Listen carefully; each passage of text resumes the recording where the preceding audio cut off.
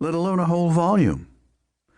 Dean Makepeace had been a friend of Hemingway's during World War I, and was said to have served as the model for Jake's fishing buddy Bill in The Sun Also Rises.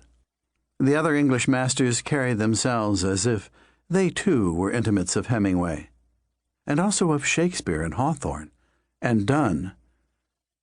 These men seemed to us a kind of chivalric order.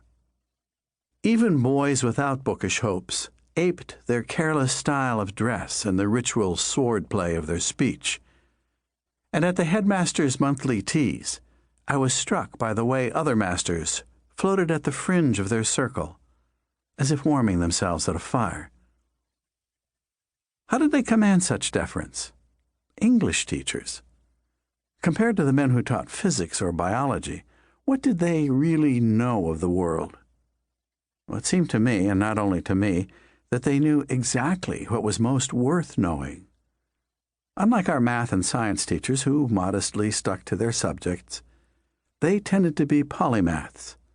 Adept as they were at dissection, they would never leave a poem or a novel strewn about in pieces like some butchered frog reeking of formaldehyde. They'd stitch it back together with history and psychology, philosophy, religion, and even on occasion science. Without pandering to your presumed desire to identify with the hero of a story, they made you feel that what mattered to the writer had consequence for you too. Say you've just read Faulkner's Barn Burning. Like the son in the story, you've sensed the faults in your father's character. Thinking about them makes you uncomfortable. Left alone, you'd probably close the book and move on to other thoughts.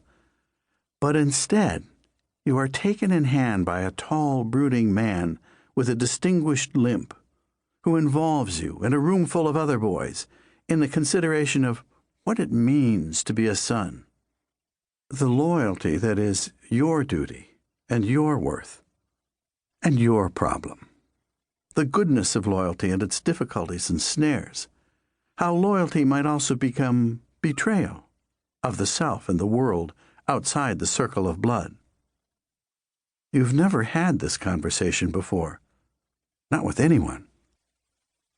And even as it's happening, you understand that just as your father's troubles with the world, emotional frailty, self-doubt, incomplete honesty, will not lead him to set it on fire, your own loyalty will never be the stuff of tragedy.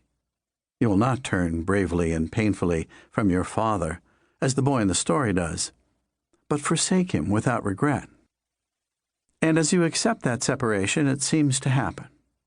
Your father's sad, fleshy face grows vague, and you blink it away, and look up to where your master leans against his desk, one hand in a coat pocket, the other rubbing his bum knee as he listens desolately to the clever bore behind you saying something about bird imagery. There was a tradition at my school by which one boy was granted a private audience with each visiting writer. We contended for this honor by submitting a piece of our own work, poetry if the guest was a poet, fiction if a novelist. The writer chose the winner a week or so before arriving.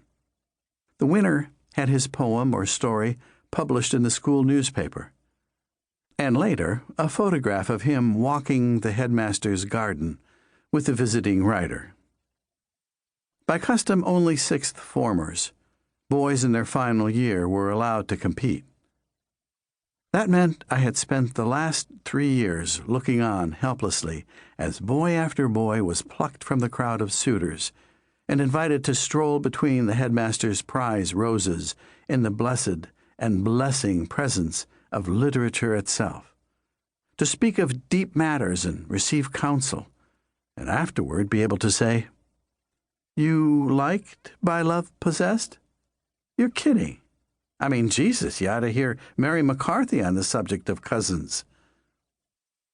It's hard to bear, especially when the winning manuscript came from the hand of someone you didn't like. Or worse, from a boy who wasn't even known to be a contender. Though this had happened just once in my years of waiting in the wings, when an apparent